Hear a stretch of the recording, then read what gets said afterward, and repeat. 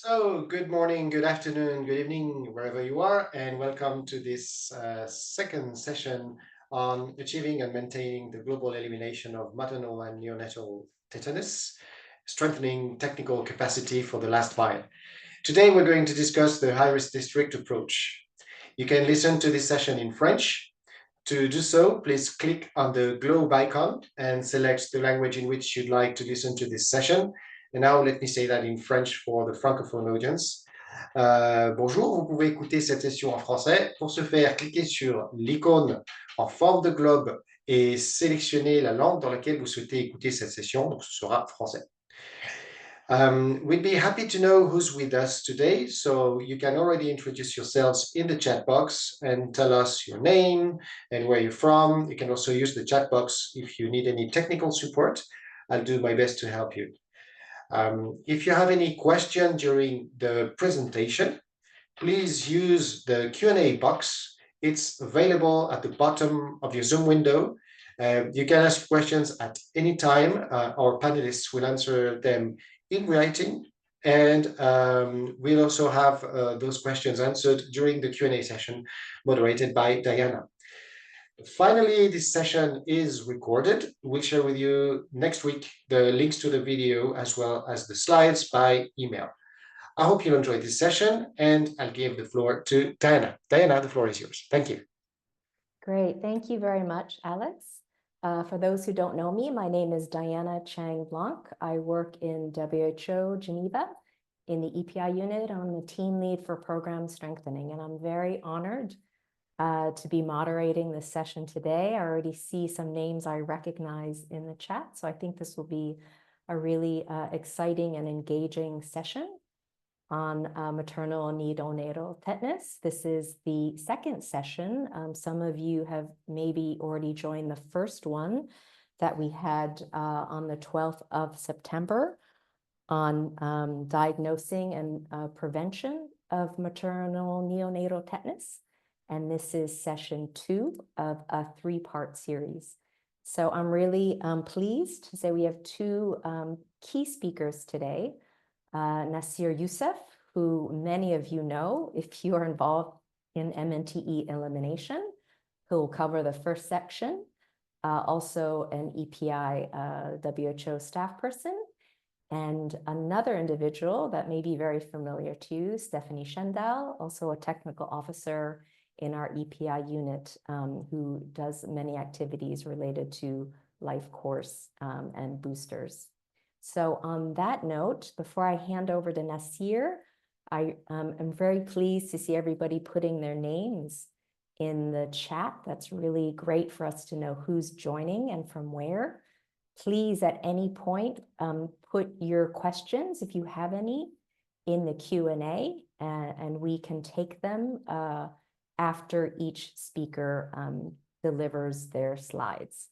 And we really look forward to hearing your experiences and having some interactive engagement on the topic we're covering today. Thank you so much. And on that note, I'll hand it over to Nasir.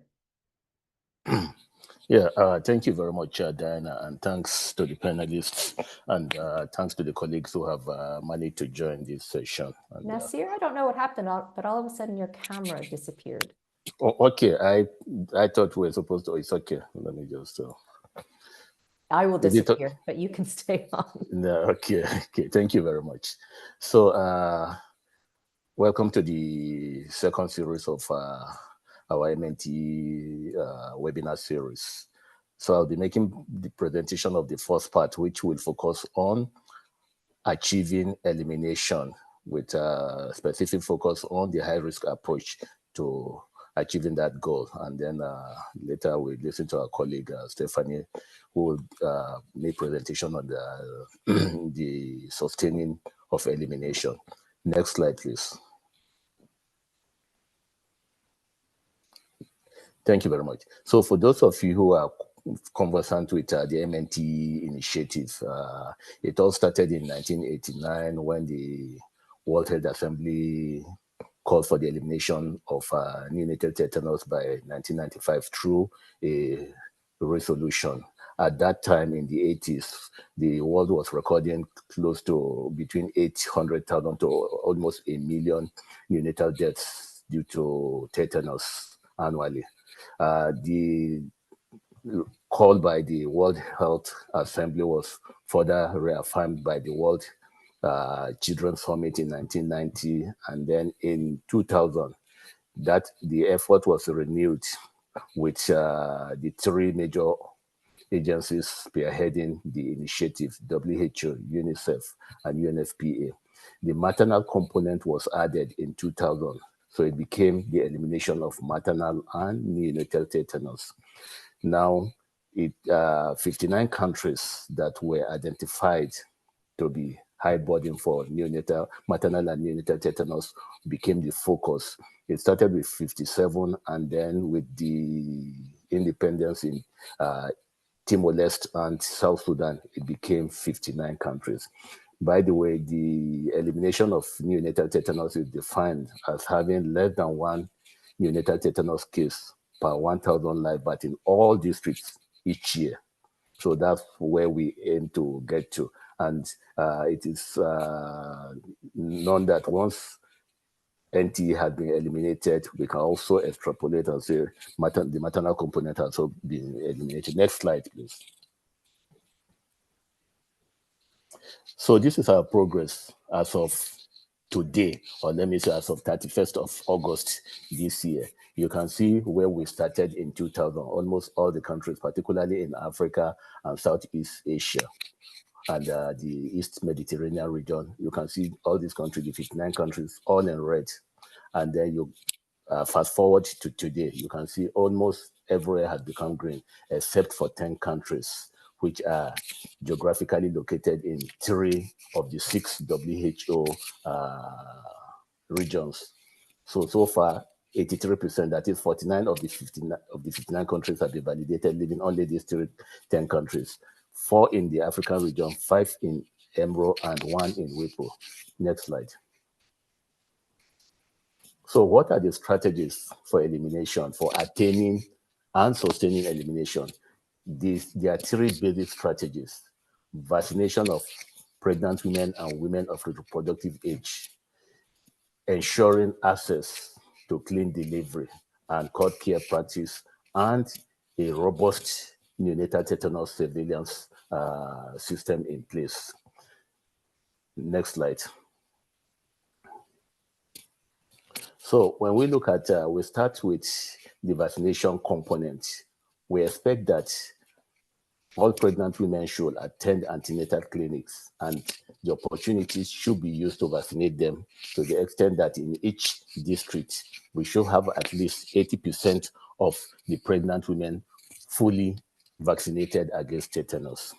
Now, to ensure that opportunities avail, WHO in its recent recommendation recommended at least 8 ANC contacts. We're not talking about 8 ANC visits, but ANC contact. That means pregnant women going to health facilities for antenatal or for whatever other purposes. Those opportunities should be opportunities to screen these women and make sure they are vaccinated adequately against tetanus. And that in situations where pregnant women are not able to attend health facilities, opportunities should be used by health workers when they conduct outreach and mobile sessions. And that health workers should be trained on how to screen pregnant women during ANC for their protection against tetanus status. Now, if you look on the right of this slide, you'll see the 8 contacts at the touch point during pregnancy. You have this in more details in the relevant guides for ensuring that everyone is protected against tetanus. And then the picture below is a kind of disc that was designed that health workers can use, question the mothers about, and then they turn it around. It will be able to tell them if the child the pregnancy, I mean, the child that is being carried during the pregnancy will be protected against tetanus. Unfortunately, this tool has not been used in a large scale. I think the only country that tried to adapt it was Morocco, where they designed a smaller version that health workers can put in their pocket and use during this thing. So we're hoping that a number of countries may want to have a look at this and try to adapt it. Next slide, please. Now, we said ANC should be an opportunity for health workers, not only for the vaccination, they also use the opportunity to educate mothers on the need to vaccinate their children, on the need to encourage them to have deliveries, they are delivering in health facilities, and that if for any reason they are going to have their delivery outside of health facilities, trained skilled birth attendants. When we say skilled birth attendants, according to the WHO definition, the skilled birth attendants are doctors, nurses, and midwives. So particularly for women who are going to deliver outside the health facility should have access to this kind of foundation. And then that women should also be educated on clean cut care practices. We know in our different cultures, the way, the umbilical cord is handled with the application of several kinds of potentially harmful substances. So the ANC clinic should not just focus on the immunization, but also try to educate women on the different components and strategies. Next slide, please. Now, still on the vaccination component, I mentioned the high-risk approach, which is besides pregnant women being vaccinated during ANCs, during outreach and mobile sessions, we realized that in most of the country, especially the 59 high burden neonatal tetanus high burden countries, they have routine systems that are still suboptimal. Some of them, due to fragile and weak infrastructures, they are not able to deliver reach their targets through routine immunization. And that we have quite a number of countries in this, among these 59 countries, especially the last 10 countries. If you look at the list I showed you, you see that the Afghanistan, the South Sudan, the Yemen, they all have one form of conflict in parts of the country or the other. So it's very clear that their health system will not be in a good shape to be able to reach. And therefore, because of all this, the high-risk approach to identifying using appropriate indicators to identify high-risk districts for neonatal tetanus and targeting women of reproductive age. Women of reproductive age will vary from 15 to 49 years. In different countries, they will use range that may slightly differ from this. The idea is that these women of reproductive age should be given additional opportunity beyond routine immunization to be targeted, and then this will also help to accelerate the attainment of elimination. That's why it's called the high-risk approach, identifying high-risk districts, targeting women of reproductive age with 3 appropriately spread TD, TT SIAs, rounds of TT SIAs. Next slide, please. And by the way, the high-risk approach has been used, as I mentioned, in majority of the 49 countries that have been validated so far. Now, the first thing, like I said at the beginning, that we would like to put a bit of an emphasis on the high-risk approach. So the high-risk approach, the first thing the country will do, and most of you already are familiar with this, especially almost nearly all the country. I think we have just a handful of countries that are still conducting SIAs towards attaining elimination. So most of you may be already familiar with these different tasks. So the first thing you do is to quickly conduct a NT risk analysis of all the districts using the data on vaccination, data on clean delivery, and all the rest to be able to select high-risk districts to be targeted for the 3 rounds of TDSIs. And then once that is done, you agree on the definitive dates for the 3 rounds. The rounds could be phased. Tetanus has a cumulative, tetanus vaccination has cumulative effect. So if you really, once you observe the minimum interval there's no maximum interval. So that gives you the opportunity to be able to face your this thing based on the availability of resources, including human and financial. And then once you've done that, you develop your micro plan with budget for the 3 rounds. Usually, like I said, we have 3 major partners in this initiative: WHO, UNICEF, UNFPA is part of it, but again, they are resource constraints. So in most countries, they are not very active. So it now leaves WHO and UNICEF. UNICEF is responsible to mobilize the resources for the SIAs while working with WHO and other stakeholders in the country for the technical aspect. So once you've developed your macro plan, with budget, you submit to UNICEF, and then UNICEF will avail of the operational fund and the vaccines and all the rest. And then, of course, you need your district micro plan that clearly state the strategies you're going to use. Because again, women of reproductive age, you have some of them still in colleges, in secondary school. You have some of them in different ages. So you must have very clear strategy to make sure you reach every segment of this range of population. And then, as I said,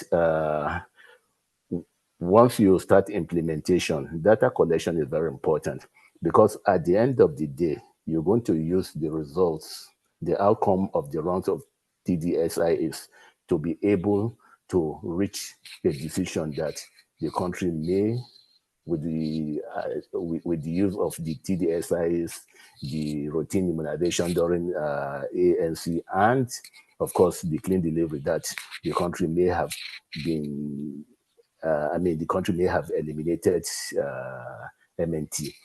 Again, it's very important because, as I said, when we say a child is protected against tetanus, it means the mother will have received 2 doses or more of the appropriately spread doses of TD vaccines during that pregnancy or during previous pregnancies. We call it TD2 plus. And using, for the sake of the rounds, in most SIS, like the polio SIS, we talk about the coverage during the rounds. But for TD SIS, we want the coverage to be by doses. How many of them received first dose, during the first round, the second round, rather than the number of rounds. So this is very important. And as much as possible, we should try to triangulate the data from these SIS using post-campaign coverage surveys in selected districts. Next slide, please. So this is just to give you an idea of how to go about, or the scheme designed by WHO and UNICEF to guide countries in conducting the analysis. So if you disregard, okay, let's start with the scheme on the right. So the first thing you're going to ask, of course, the analysis is done at district level. So the first question to be asked is this district having less than 1 NT case per 1,000 live births? If the answer is yes, then we want to look at the quality of the surveillance. If we are satisfied with the quality as per the defined criteria for deciding that the surveillance is reliable, if the answer is yes, we say that district is at low risk. If, despite the fact that the district has less than 1 per 1,000 live births, but the surveillance is not reliable, then we move to the next indicator. We want to look at what is the coverage of skilled birth attendants. We expect that every district should have at least 70% and above coverage for skilled birth attendants. If the answer is yes, that in this district they have 70% and above, we say the district is at low risk. If, in the contrary, they do not attend 70% or more, we say that it's no. Then we move to using the next indicator, which is TTCV2 plus, or protection at birth coverage, which is expected to be 80% and above. If it is yes, we say the risk is low. If it is no, we can now conclude that that particular district is at high risk. We have a spreadsheet for conducting for conducting the risk analysis, which almost most of you are already very familiar with. So I don't want to go into that. But of course, these are the list of indicators you're going to use. We've got the core indicators and the surrogate indicators. We also have the core indicators are usually, like I said, the first one is the NT rate, and then the TD, and then the skill bat attendant. Of course, we've got other indicators. Besides these indicators, we also have to bring in a number of other indicators, program indicators, and social things, like the health development, human development indices, like the security, access to the number of doctor per district, and all the rest, all those things to make this. And then we'll rely a lot, given the quality of data, we also rely a lot on the local knowledge of the district team, the provincial team, and the national team. So next slide, please. Now, again, this is still continuing on the distance. So what we have here is just a quick recap of the previous slide. The indicators we're using, as I said, you've got the DPT Penta, we've got the TD2 coverage among pregnant women through routine. Then we've got the same thing through campaigns, particularly looking at women of reproductive age, and then the antenatal care coverage, the skilled birth attendants. The data for this analysis, we try to use the admin data, official data reported through the EGRF or the DHIS2 of the country, or whatever they are using, to conduct a trend analysis over the last 3 years before the risk analysis is done. Because again, we have issues in terms of quality of admin data. We also look at household surveys such as the DHS and the mix. Unfortunately, this in most countries stops at the provincial and regional or state level, not at the district level, but it's very, very useful for the analysis. Okay, so let's go to the next slide, please. Next slide. Okay, so this is just an example of when we do the analysis, we use it to score. We use it for scoring, that will be able to tell us if particular district is at high risk, medium risk, or low risk. Now, these are the ranges we use for this analysis. I think we get to see this again during the last session of this webinar series, where we go into the assessment, the pre-validation and validation. The scoring in terms of the use of the risk analysis is essentially to be able to identify the low performing or poorest performing districts for pre-validation assessments. Also, to identify the lowest performing or the poorest performing district for validation survey. Next slide. So now we've talked about the vaccination. We've looked at the vaccination strategy. We've looked at the high-risk approach and all the rest. Now we move to the second major strategy, which is promoting clean birth and clean cord care practices. So this is very important as the second core indicators. So we need to improve access to clean birth and cord care practices, particularly amongst pregnant women that were not adequately or were not vaccinated at all against tetanus. And then these clean birth practices should reduce the causes of not just neonatal tetanus, but all other infections that can can occur during the neonatal period. And that the umbilical cord, the cord care practice, very, very important, because the cord is the pathway for the dissemination of infections, including tetanus. As I said, we have cultures around the management of cord care. The umbilical cord after delivery, after cutting the cord. There's always this eagerness among the community, or this tendency to be seen to be doing something very active, to the extent that despite having delivered in the health facilities, despite having been given the guidelines, the instructions as to what to do about the umbilical cord. When they get home, there's the tendency that they're going to be intervention by the grandmothers, the mother-in-laws, who believe that they've got their own culture and they have to abide by that. So those are the risks. Now, having a skilled birth attendant is really key to clean deliveries and cord care practices. In sub-Saharan Africa or in low-income countries where majority of deliveries still take place at home, having access to the skilled birth attendants will really help to cut down on the infections and all, including tetanus. Next slide, please. Still on the same subject, the clean birth is, as I said, is a delivery using hygienic practices, whether in health facility or outside, attended by a skilled birth attendant, as I said, doctors, nurses, and midwives in a health facility or at home.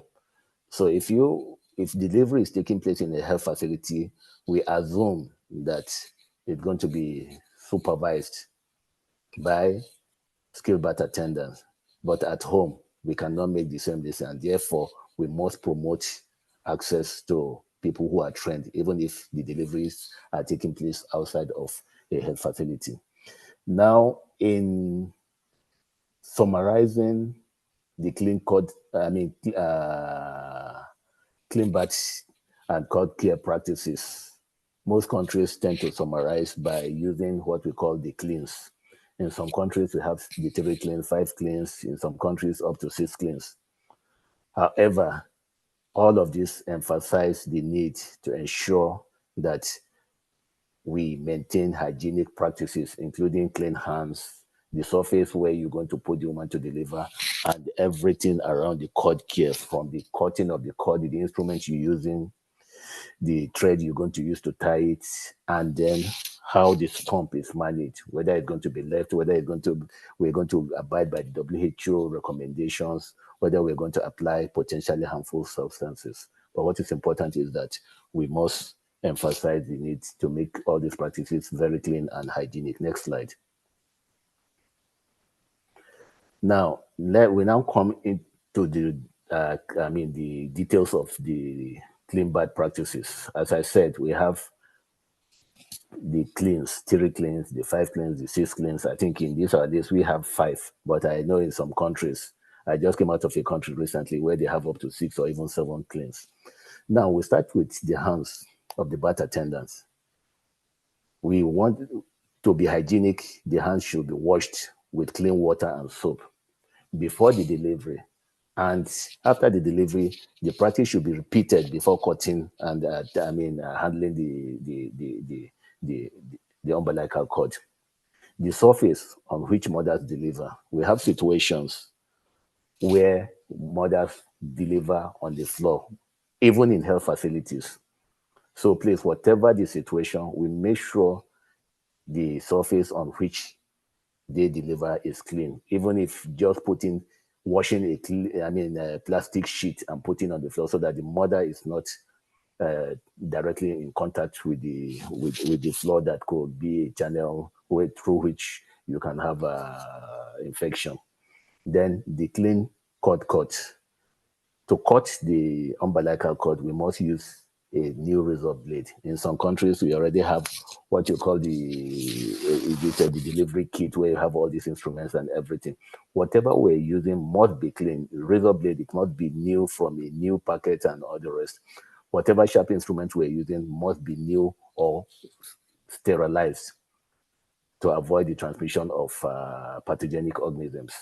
Then the thread we use to tie in the health facility, you have the stitch, the stitches that you use to tie this something. But at home, again, we must make sure that we abide by clean practices. In some places, women use the thread they use in plaiting their hair and all the rest. Whatever we do, we must make sure that we use clean thread to tie the stump. Now, after tying the stump, the management is very, very important, as I said. Otherwise, we're going to have infections and neonatal death. In settings, according to the WHO recommendation, in settings where you have low neonatal mortality and health and majority of deliveries take place in a health facility, WHO recommends dry methods where nothing is applied to the stump, that is in low neonatal mortality setting. But in high mortality setting, WHO recommends the use of chlorhexidine. This is very important. Again, most countries will adapt this recommendation to their own context. Next slide. Now we move to the third and very important aspect of strategy, which is the detection of cases, that is the surveillance. As I mentioned, there are three major strategies: vaccination, clean delivery and cut care practices, and then surveillance. So the objective of the surveillance is to help to detect cases of neonatal tetanus, to enable monitoring of MNTE achievement or sustainability.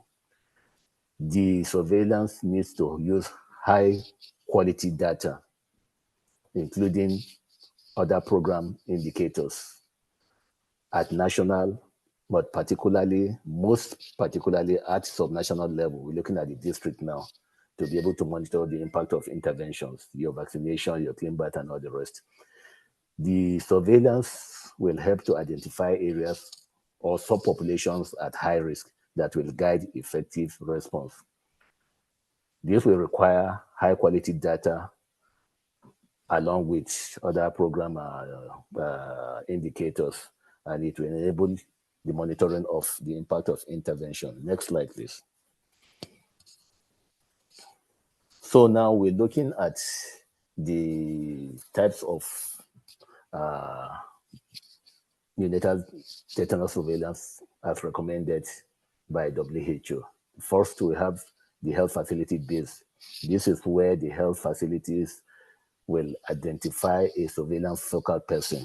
It could be a surveillance person, it could be a nurse or any staff trained in designated reporting sites, that especially where we're likely to have NT cases being reported. So in these facilities, people are trained to be on the lookout for cases of NT. And once they see this NT, they must report to the surveillance person within the district to follow up in terms of investigation. The network of reporting should include both public and private facilities. Again, the NT surveillance is usually tagged with the surveillance of other vaccine-preventable diseases such as polio, measles, and all the others. We also have what we call passive surveillance, where the number of NT cases seen in designated surveillance sites are reported in specific at specific frequencies. It could be weekly or monthly. And the issue includes zero reporting, that even if the health facility does not, didn't see a case, they should still report to say, okay, we tagged, we didn't see, so we call it zero reporting. And then the health facilities under the passive surveillance should be regularly monitored, and the register should be looked at, the report should be looked at by the surveillance officer at agreed frequencies. Next slide. So then we have the active surveillance, which will require regular visits by the surveillance officer, district surveillance officer, to designated reporting sites in health facilities to make sure that, these are health facilities where NT cases are most likely to report, to make sure that no cases are missing. So they go just like you do for AFP and measles, to go and search for cases. And then they review the registers to identify cases that may have been missed. And then through the active surveillance, countries are expected to, at a minimum, conduct annual review by every facility register to detect the possibility that cases may have passed unreported. The opportunity of outreach sessions and during SIAs should also be opportunity to search and investigate NT cases. Then we've got what we call the case-based surveillance. This is conducted within the community, especially in high-risk areas, using a network of traditional birth attendants, community leaders, community health workers, traditional healers, to sensitize them on identifying NT cases. It might not just be outright NT cases, but they will be trained to identify neonatal deaths, and then the report that the surveillance officer, the clinicians around there will now be able to investigate these cases to rule out tetanus as a cause. Then we've got the neonatal death surveys. In most countries, we already have what we call maternal death audits. In a number of countries, these have been, the neonatal death audit has been added to this component. So again, it will depend on the country whether they are doing it, but it's very important that every death that occurs in the community or in health facilities, there should be a kind of audit to rule out the cause of death, especially to rule out tetanus. The validation survey we conduct to validate elimination in countries are also opportunities when we use verbal autopsy to say that we've seen neonatal cases, certain proportions are due to neonatal tetanus or other cases. So these are also a form of neonatal surveillance. Next slide. So this slide is just to give you an idea of the various indicators we use to assess the performance of NT surveillance. I earlier alluded to the quality of NT surveillance. So these are the indicators, the different indicators, the description of the indicators, the target, the minimum target, the target that we want to reach, and then the formula for calculating that. I won't go into details. This you will find in guidelines that will be disseminated with this at the end of this presentation. I think this is the last of my slides. So back to you, Diana. You may want to take over and the question and answer session. Thank you very much. Great. Thank you very much, Nasir. Gives us about 5 to 7 minutes for any kind of reflections from anybody on the call. I see it's a nice combination of countries. Thank you, Alex, for typing all the countries that have joined us today, which covers the African continent, Eastern Mediterranean, and the Asian continent. And I see it's a mix of countries that have either already validated or will be validated or are focusing on sustaining the elimination. So it's a really nice combination of countries. So anybody who has any comments or reflections about the topics that, and Egypt, thank you, that Nasir raised, please feel free. Just to sum up, basically, because I know that was a lot of information, Nasir basically covered 3 functional areas for MNTE, and welcome P&G. One is the high-risk district approach or high-risk district analysis. One is the clean birth and clean cord care and skilled birth attendant priority and the linkages we need to make with ANC colleagues.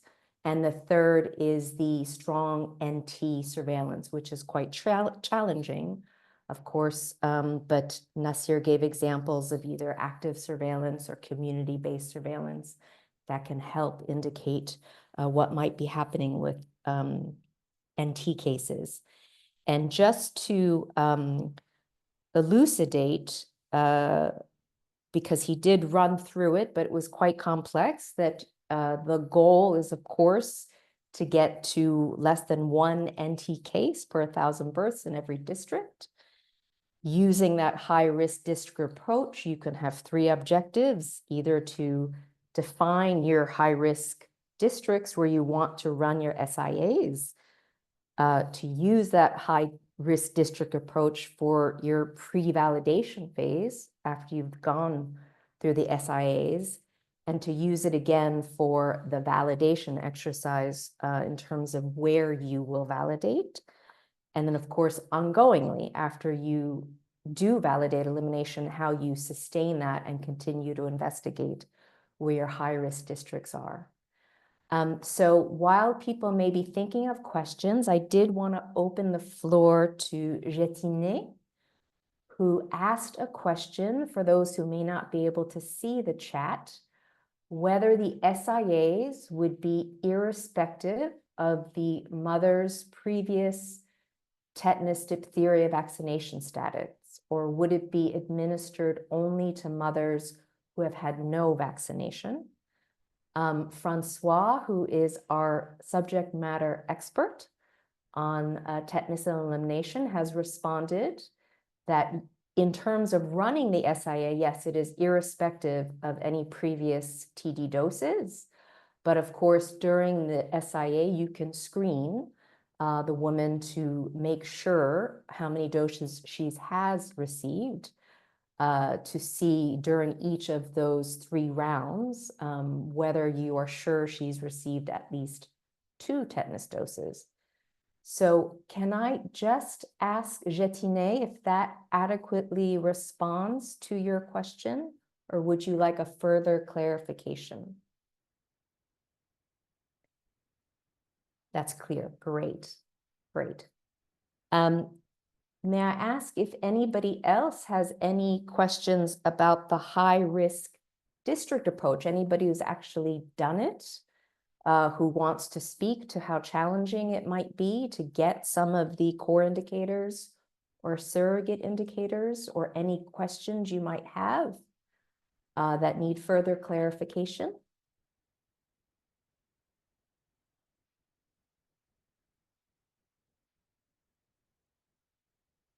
Okay, I don't see any questions, so I will ask one of my own. Nasir, you spoke about, the core indicators on the high-risk district analysis being TD status, skilled birth attendance, NT rates. And then you spoke about the surrogate indicators being the DTP3 coverage, the dropouts, MCV1 and ANC1. May I just ask, can countries add other surrogate indicators? Are those the only surrogate indicators, or could they add something like female literacy or, I don't know, other information that they might have? Yeah, thank you very much, Diana. I did allude to the fact that the surrogate indicators are not, they are not exhaustive as we've listed there, that countries have the possibility, the opportunity based on their context to add. For example, countries who have issues with insecurity may want to add issues around access to population due to insecurity, which districts are facing severe insecurity, which districts are facing partial insecurity, which districts are completely accessible.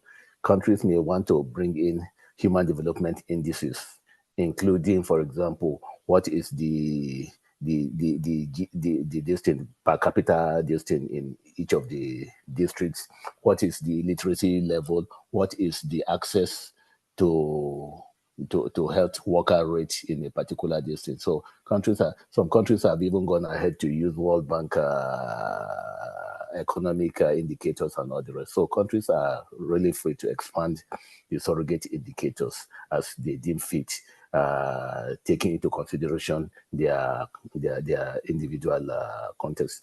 I also mentioned that because most of the data we have, especially data from admin coverage, we do have issues with quality, and therefore in most cases they may not be reliable. So we like to listen to the district team because it might be that in a particular district that you have NT rates maybe 1 point something per 1,000 live, but because they are reporting, while those that are having zero is because they are not reporting. So these are the kind of additional information that we need. So the tool allows for a lot of flexibility that takes into consideration issues beyond health and issues peculiar to the country and the districts. I don't know. Francois, would you like to add anything else? No, thank you for covering most of the potential surrogate indicators and their unreliability. And I believe that we use several surrogate indicators to get a better idea of what's going on in the district, when especially we all, as you mentioned, aware that the data are sometimes very inaccurate. One, I think that is important to mention is urban versus rural. NT has become a rural, has been in the past, but even more now, a rural issue. So the surrogate encounter urban versus rural is very useful. As you all know as well, in urban area, nowadays, people have access to health facilities, so surveillance is better. Second thing, there's a lot of a private sector development that may not report the dose of tetanus they administer, the number of antenatal care. And if they don't report, you don't get those accurate data in a routine reporting. The only time you get them is when you have a mixed survey, but the mixed survey still only does at national data at national level and subnational level, but never by district.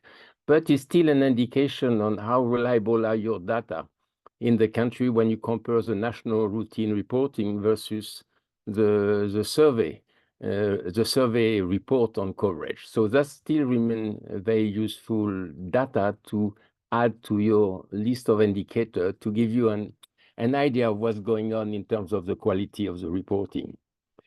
I would say, I would like to strengthen the fact that you mentioned that now tetanus has become very rare. It's a rare occurrence. It means that you may have cases that occur in a village once every few years, and it's still quite a high rate for that village, given the small population. And very often people report without, they are all mainly suspected cases. Unfortunately, we've noticed that many reported cases are suspected without being investigated to confirm the diagnosis. So I would like to stress, as you mentioned, when you're above 1 in a district, or 2 or 3, to really check and if really it was tetanus or not tetanus. Over to you. Thank you.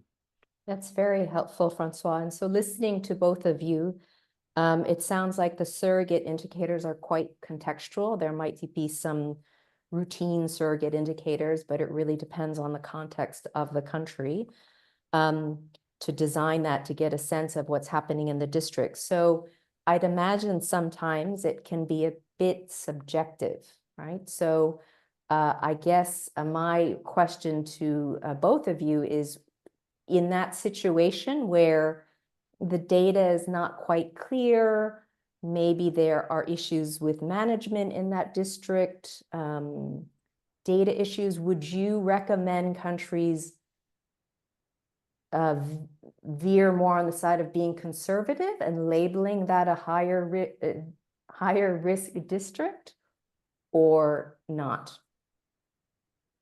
When you're challenged with subjectivity, what would be your recommendation to countries? Nancy, or? Yeah, Francois, over to you, please. Go ahead. I think Diana, it's a very good question that will occur in all countries. So sort of uncertainty about the risk based on the data, which are also inaccurate. And it depends at what point, at what step in time towards elimination you are. I believe that when you start your first initial step to identify high-risk districts, I believe you should be conservative because and call it a high-risk district and target with SIAs, because tetanus toxoid has very little side effect, and extra dose does do no harm. And if you start being too precise, you may overlook a district which is like was called in one of the algorithm medium risk, and then you have to redo it later when you discover that in fact this district was high risk. Now later on, when you review the risk after your SIAs, you may still have some doubt on some district before you call all of them low risk. And this does not prevent, and was mentioned on the slide, to do a rapid convenience survey in few districts that you consider the least performing of those doubtful districts, to be reassured that the coverage is according to the rules in SBA or in tetanus protection, to be considered low risk before you move further in the pre-validation and validation. We all know that in many countries now, after so many years, tetanus is very often underestimated. So imagine you have 70% in a district, but maybe this 70% is higher and match the 80% threshold. So it's important to, because of this underestimate, in some case, when you review after SIAs, if you're all your district low risk, to do a few rapid convenience survey to really be reassured and confirm the low risk status of those under, and endowed district. And I would think that in those category, I would choose the lowest performing district of that category to do a rapid convenience survey to be reassured. Over to you. Great, very helpful. Thank you, Francois. I have one last question for you, Nasir, and then we're going to have to move on. Coming from Getine. So Getine's question is, in countries where when you do the district risk assessment, the majority of districts, if not all districts, would fall into high risk, what is the recommendation? Would you recommend a nationwide TD SIA? Over to you, Nasir. Yeah, so again, we start by looking at the quality of the data. So the assumption is that in that setting, it could be that the data has quality issues. But like we said, we want to err on the side of caution. So if resources are available, we'll go ahead and consider the entire country as high risk.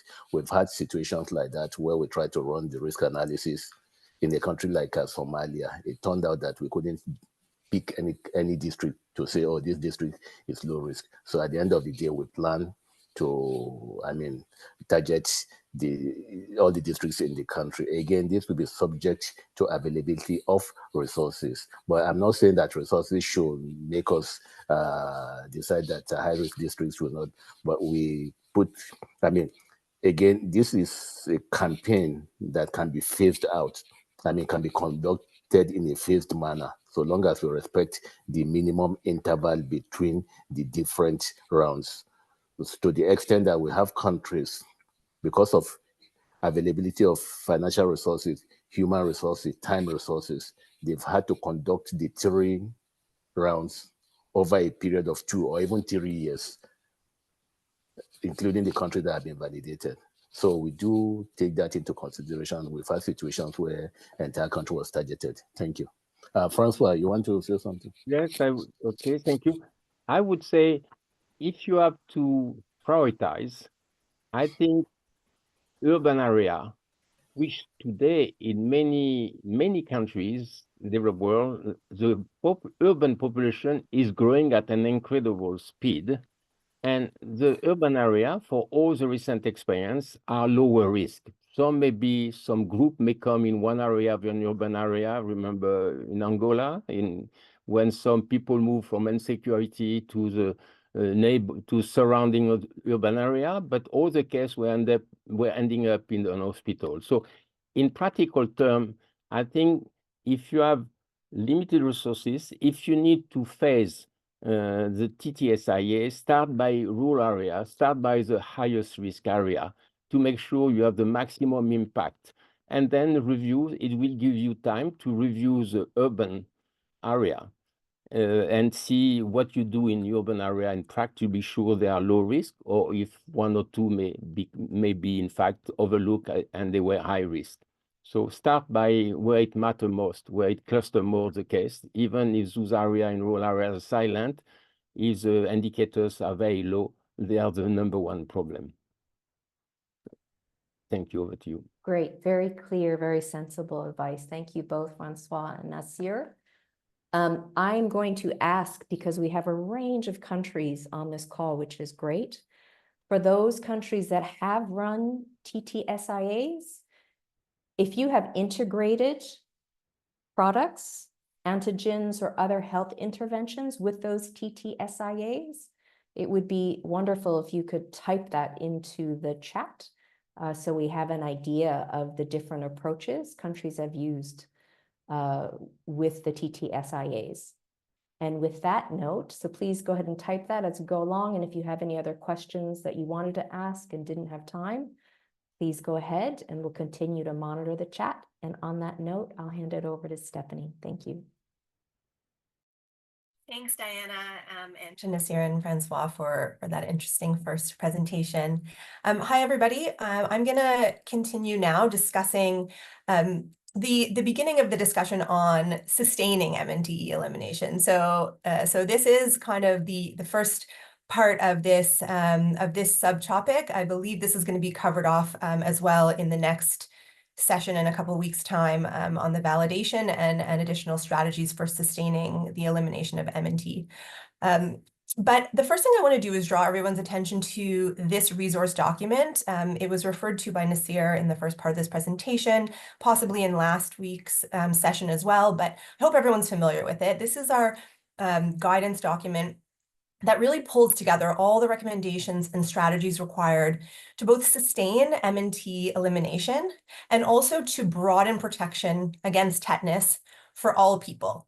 And so why is that important? Why, in addition to eliminating maternal and neonatal tetanus, why should we care about broadening protection for all, both girls and boys, both men and women, against tetanus at all ages?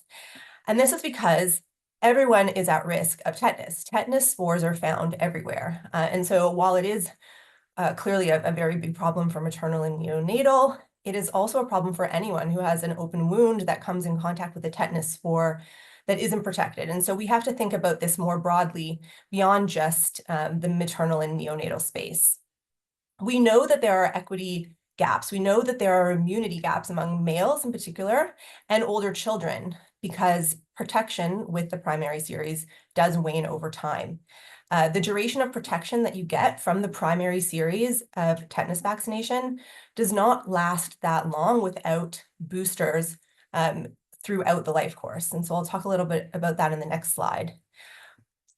We also know that there are other risks, diphtheria and pertussis, for example, that remain present for individuals, and booster doses are recommended to go along with diphtheria and pertussis boosters to enhance continued protection against those diseases as well. And booster doses with tetanus-containing vaccine are also opportunities to align with other vaccination platforms along the life course. So really the equitable and sustainable approach is to ensure tetanus protection across the life course for all people. And you can see in this diagram at the top here that you get a number of years of protection from the primary series, but you get an increasingly long duration protection with each of the subsequent boosters that are administered throughout the life course. And ultimately, once an individual has received 6 doses of tetanus-containing vaccine, this is where the long-term protection can be assumed. So 6 doses over the life course means that individual is protected and doesn't need any more subsequent doses of tetanus vaccination to ensure protection against the disease. You can see over here some data in the corner here that looks at 3 different districts. The first 2, one in Kenya and one in Tanzania, did not have any boosters in their schedule at the time of this data. This is from 2013 and 2012. And you can see that while seroprotection in the population is high in the early ages because of the primary series, it starts to decrease pretty dramatically in the older age groups. And then you get that boost again in the female population due to the MNTE strategies that Nasir spoke about in the first half of this presentation, the antenatal care vaccination and the TT SIAs for women of reproductive age. But you don't have that boosting in the male populations in the older age groups. You can see the difference in this district in Mozambique that does have 2 boosters already in the schedule, and you can see that there's still relatively high sustained seroprevalence in the seroprotection, sorry, in the population. So WHO recommends a 6-dose schedule for DTP containing boosters or vaccines, sorry. 3 doses in the primary series, and all countries have this. Most countries are giving this as part of the penta or hexa vaccines. But not that many countries still have the remaining 3 booster doses that are recommended. The first booster dose is recommended to be given in the 2nd year of life, so sometime between 12 and 23 months. And WHO recommends that this also does contain the pertussis component. So the full DTP, this can be given as DTP or a quadrivalent presentation if countries are using that. But a lot of countries will programmatically decide to give this booster as a pentavalent because they already have the vaccine in the system. And so for programmatic ease, that is an option that many countries do take. And this also is the 4th dose of hexa. And so as we see more countries opting to introduce hexavalent, this will also capture that 2nd year of life booster for DTP at the same time. So that's a real opportunity. The second booster is recommended somewhere between 4 and 7 years, based on what the country decides makes the most programmatic sense and epidemiological sense for them. It's an option at this point whether or not to include a diphtheria. It's an option whether or not to include a pertussis component. Some countries will continue to give a pertussis booster in the form of DTP at that booster, but some countries will just go for TD at that point, and you can go for TD, T little d, or you can still use the pediatric diphtheria if it's given under 7 years of age. And the third booster is recommended in the 9 to 15 year age range in adolescents. And here, again, the pertussis component is optional. Some countries will choose to continue to give pertussis as a Tdap, and some countries will just go ahead with TD at that point. And that aligns with the HPV recommended schedule as well.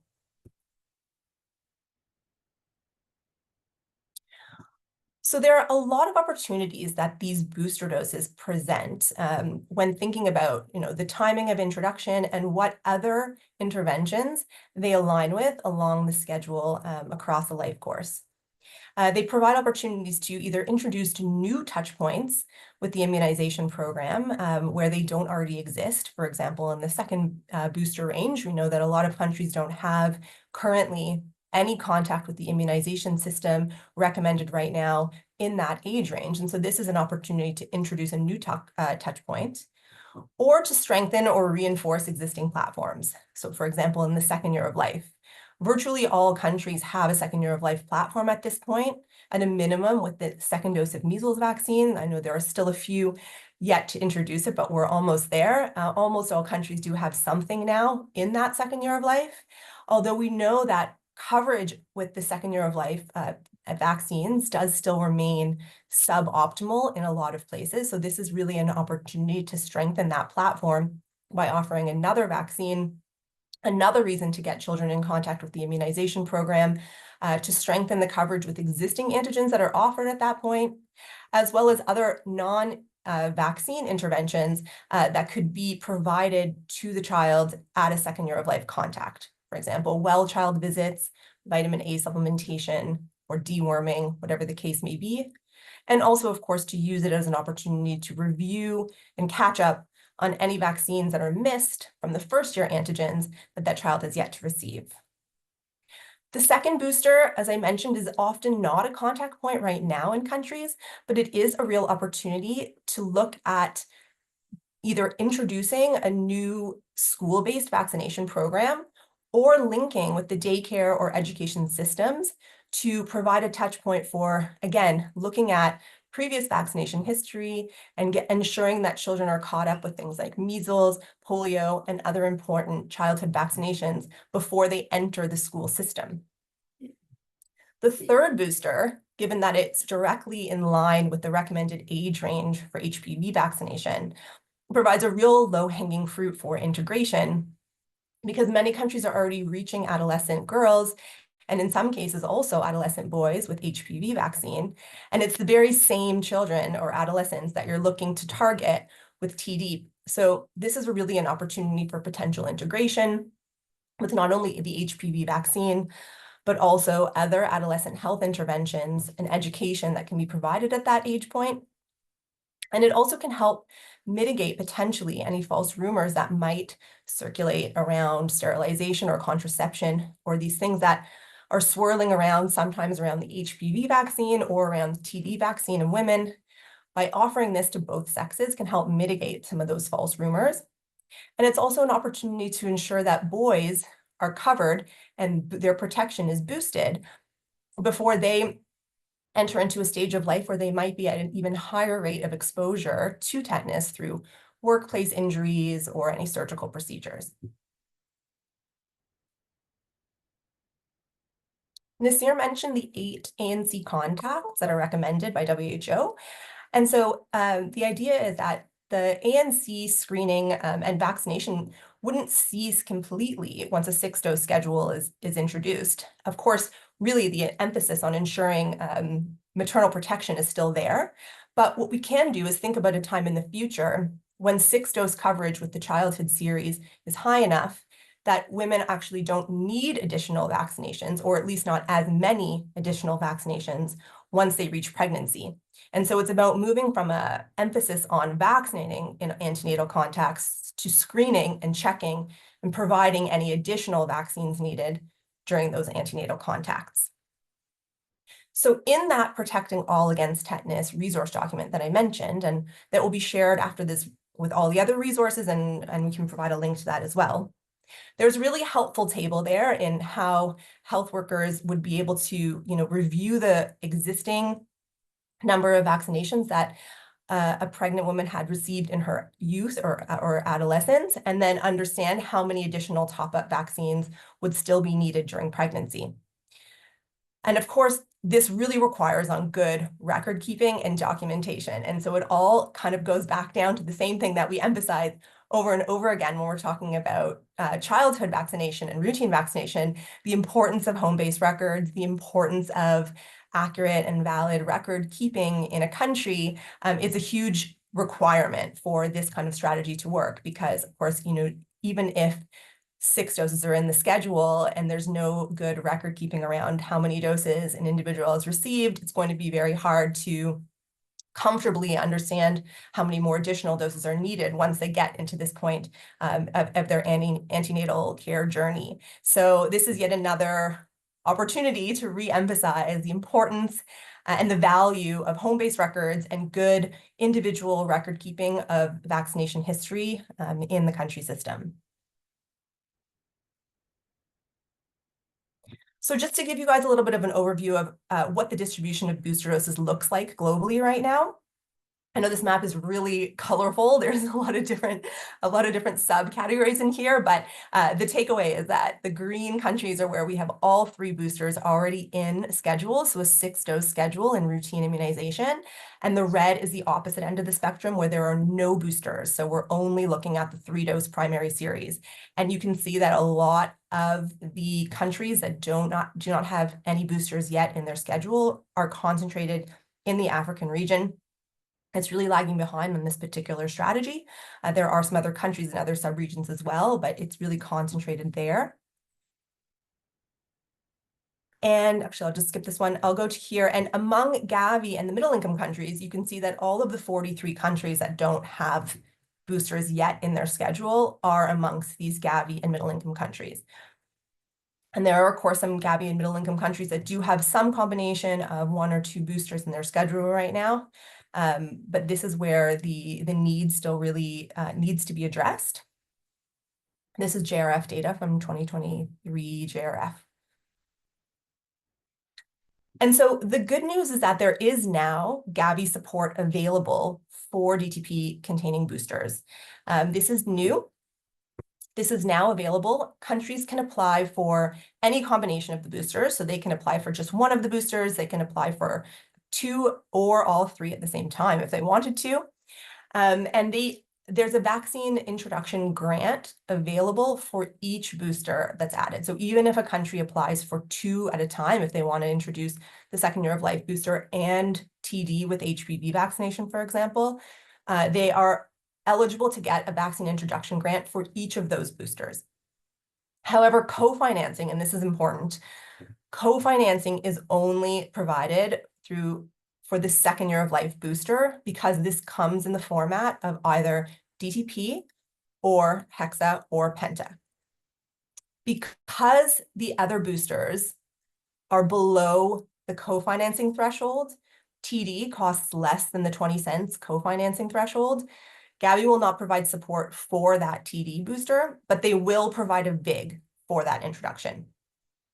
All of this detail is in the Gavi vaccine funding guidelines. The link is there and we can share it as well.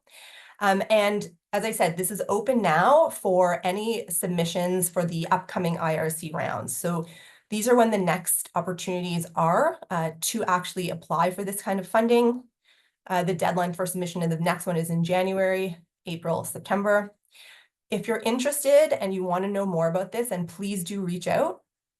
I'll provide my email address. I'm sure that it will be circulated with this material as well, but absolutely reach out if you want more detail around this or want to discuss any more intricacies, but it's too complicated to go into too much detail on this webinar. But I really just want to make sure that everyone's aware of this funding window because it is relatively new and not everybody knows about it yet. And so maybe just to conclude, I have this summary slide here, which shows the transition in strategies from really focusing on the achieving maternal and neonatal tetanus elimination. This is where there's been, and as there needs to be, a really concentrated effort around the antenatal care vaccination, the TTSIAs, the high-risk approach, as Nasir and Francois talked about in the first half of this presentation, of course, the clean cord care and the NT surveillance. But ultimately, if we're thinking about sustaining and the long-term vision of sustaining MNTE elimination, we need to start thinking also about strengthening the routine system to provide the 6-dose protection for everyone in the population, transitioning ultimately in the future to an antenatal screening focus away from just blanket vaccinating all pregnant women. And then, of course, the clean cord care, and that still has to be maintained. We also want to start thinking about strengthening access to skilled attendants. And then the NTE surveillance as well is extremely important because once you achieve, it's not all well and done. You need to sustain, and you need to understand how you're doing through the active surveillance of the disease, as Nasir already covered. So that's it for me. And that's the last slide. Yeah. And we'll open it up for any questions as well on this piece. Back to you, Diana. Great. Thank you, Stephanie. And thanks for ending on a resume that repeated the core elements from the previous presentation. That was really helpful. So highlights from yours. I think everybody understood the recommendation for the 6 doses, the 3 primary series plus the 3 boosters.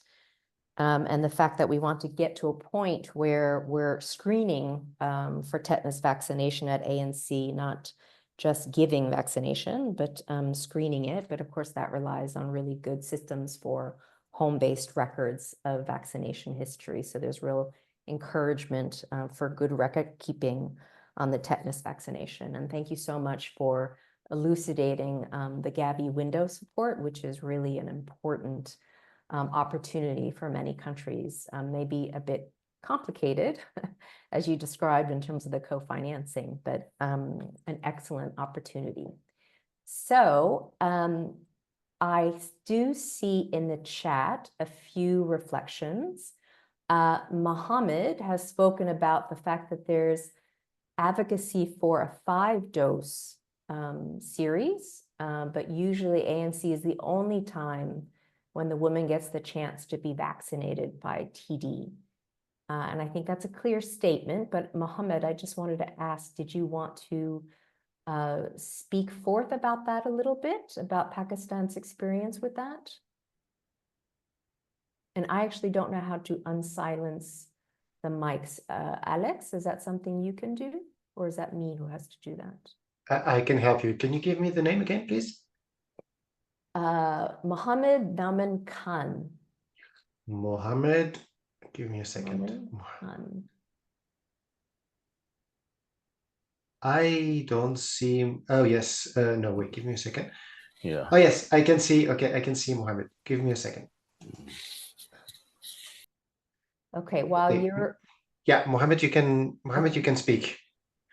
Thank you. Thank you. Thanks providing me this opportunity to share my Pakistan experience. Yes, very rightly. I was interestingly hearing all that discussion because I was one of those who started having these MNTE campaigns in Pakistan from 2001 onward. Until date, we are working for it in one perspective or the other. The 5 dose regime, that is what we are advocating in our program, that when a woman gets into an cycle, when she becomes, the first time she becomes pregnant, we are trying to advocate and vaccinate her with 5 doses at least to give her a lifetime opportunity. Because it is difficult to track that whether she has been given the primary doses of penta or DPT, whatsoever it was applicable as per her age. We usually can't get that record, or are not being sure that what her previous vaccination status is. So, as an practice, what is being done in Pakistan is that during every pregnancy, usually women are getting 2 doses of TD. And that goes on. And to our experience, even we have gone through the women, and Francois is there. He was with us for MNTE validations, and he has seen that even more than 10 doses by one woman we came across. But there are women which are under-immunized, and we are not being able to provide them because the only opportunity and advocacy is, and what the message we have delivered to our frontline worker is, it's the pregnant woman. And now I have started another approach because we are going to roll out this BCU initiative. And I have started asking them that please vaccinate pregnant and lactating women, because that is the chance that when a mother who has already delivered, especially the primary para, and she's having her first child with him, and she comes forward for his measles vaccination at the 9th month of age, which is being practiced in Pakistan as an first MR dose. So we should advocate our service provider that that is the time that ask her and provide her the third dose of TD. And same is for that multi-para with second child. If she comes forward for measles vaccination, she could be offered another dose of TD while getting her child vaccinated. That could be another opportunity, and we could change the approach and the practices of our workers. I'm very really, Stephanie, your presentation is really lightning for me, the way you have presented it to give the booster doses. But school vaccination is not being practiced in Pakistan, and only a limited opportunity now is being implemented in limited geographic areas like Punjab. Punjab has started a DPT booster dose from 18 months to 4 years of life. And so even that results are not so helpful or are not so encouraging. We are having very low, about 40-45% coverage in Punjab, where Punjab other immunization coverages are very good.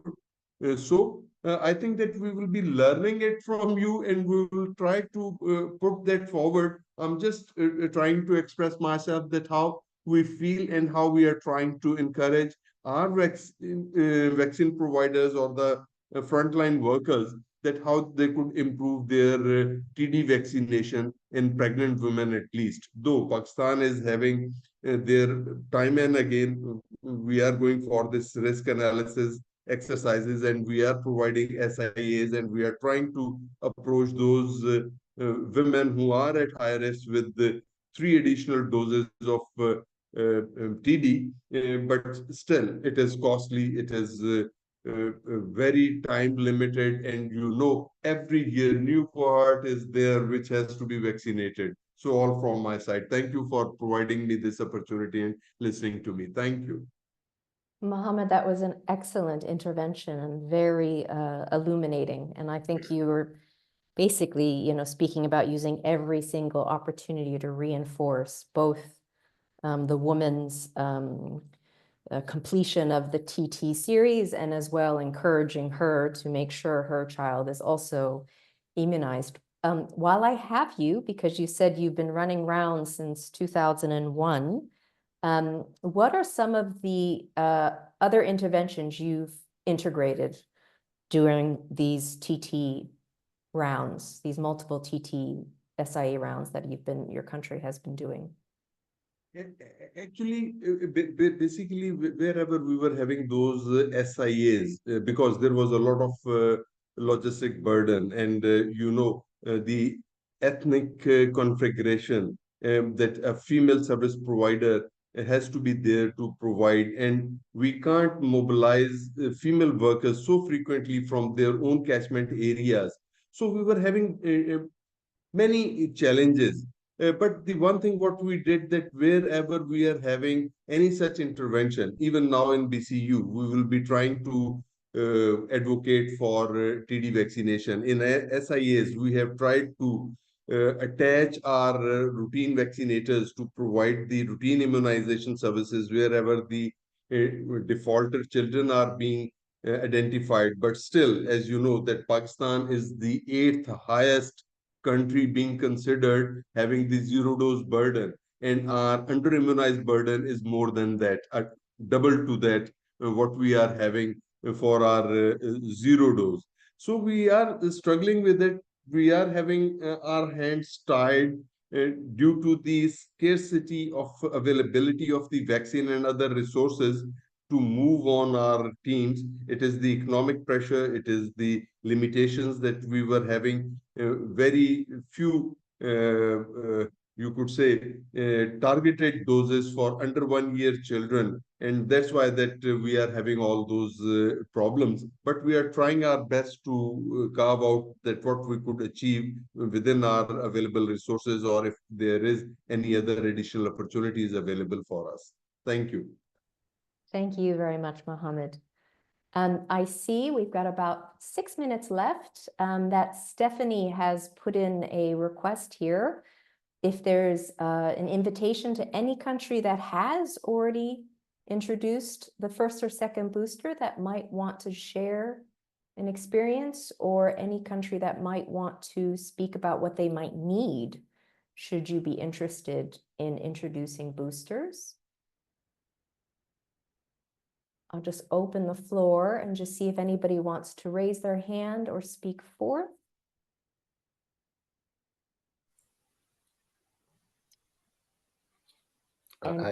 Yes, Diana. Yes.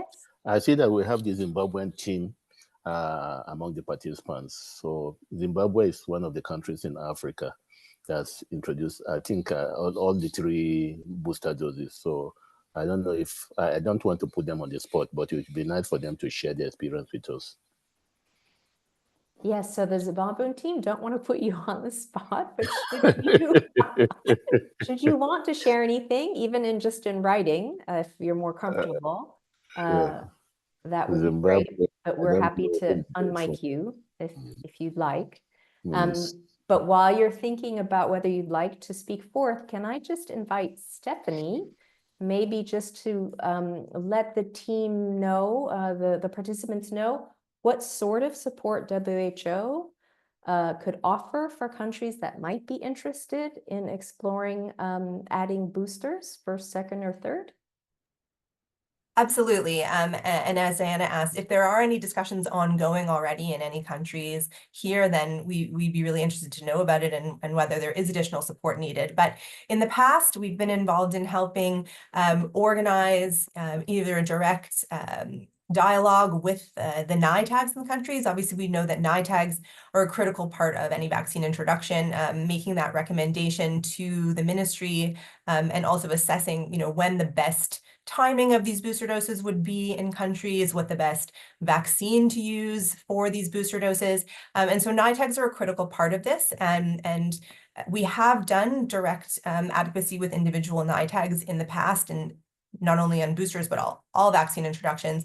But we're also developing a generic sort of NITAG advocacy package for the booster doses that might help you in your own internal discussions at country level. That's currently under development, and it should be done within the next month or so, which will include an advocacy note, all the relevant materials around the vaccine support available through Gavi for these vaccines, and the type of data that might need to be pulled together in order for the NITAGs and for the national decision makers to be able to make this kinds of decision. As well as we're trying to document some case studies from countries that actually have already introduced boosters successfully, to understand some of the challenges and successes that we can draw from to help countries that are interested in introducing booster doses. So that's an ongoing piece of work that's happening. And again, if there are any countries on this call that do have boosters in their schedule, Zimbabwe or any others that would be interested in participating in this, please reach out to me as well, as we hope that will also help countries who are considering or maybe on the fence around whether to push for introducing boosters into their schedule and how that can be done well. I see a hand went up. I can't see whose it is. No, it's me. Oh, Nasir. Nazir. Go ahead. Yeah, thanks. Nazir. Thanks, Stephanie, for those clarifications. Just to add that NITAG is at the heart of technical advice for. Am I the only one that lost No, Nazir? No, I think we lost him. Nasir, we can't hear you anymore. If you can hear us. Can you hear me now? yes. Yes. Yes, I was saying that the role of NITAG in the introduction of this booster dose, just like for any new vaccine, is very, very crucial. And we've had countries where the countries engage their HQ, the regional office, and the CDC to interact with their NITAG and really help them make the case for the introduction of.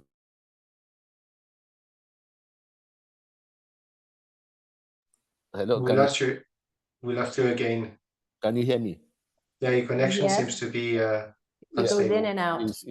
Sorry. So it's the connection. So I said we've had a situation where countries have invited us to sort of interact with their NITAGs to really make the case for the introduction of these booster doses and which one should be, because countries also are aware of the co-financing, additional co-financing requirement. So they would like to make a data-driven, sort of data-informed and whatever this thing, informed decision. So just to add to Stephanie's decision that NITAG's role will be very important. So if we have countries where the NITAG would like that kind of interaction, I think it would be nice to reach out to us so that we can coordinate with the regional offices and maybe other technical partners to interact with their NITAGs. Thank you. Great. Thank you, Nasir. So that was a nice resounding end. We're right on the hour. So I just want to thank everybody for taking 90 minutes out of your very hectic days to be part of this webinar. I hope you found it informative and helpful. Even if you are an MNTE expert, maybe it refreshed you on some issues. Again, the plea to feel free to reach out to Stephanie or Nasir on case studies or any technical support you might need on MNTE or boosters. To reinforce that the recordings, both in English and French, and the PowerPoints will be shared with all participants. And Jean-Claude, your request to have the PowerPoints translated into French is well noted. So we'll discuss that internally with Stephanie and Nasir and see how we can get that done. So in closing, just want to thank you all again. I hope you have a wonderful rest of the day, and to remind you that the next and final webinar of this series is the 10th of October, 2024, again at the same time on validating and sustaining maternal neonatal tetanus. So thank you again to the participants. Thank you to Stephanie and Nasir, Alex, and our subject matter expert, Francois, who is so incredibly knowledgeable. So grateful to you all. Thank you. Have a lovely afternoon or evening or morning. And to the interpreters too. Oh, excuse me. Yeah. Yes, of course. Invaluable, the interpreters. Merci beaucoup. Merci mille fois. Bonne journée. Good journey. Thank you very much, everyone.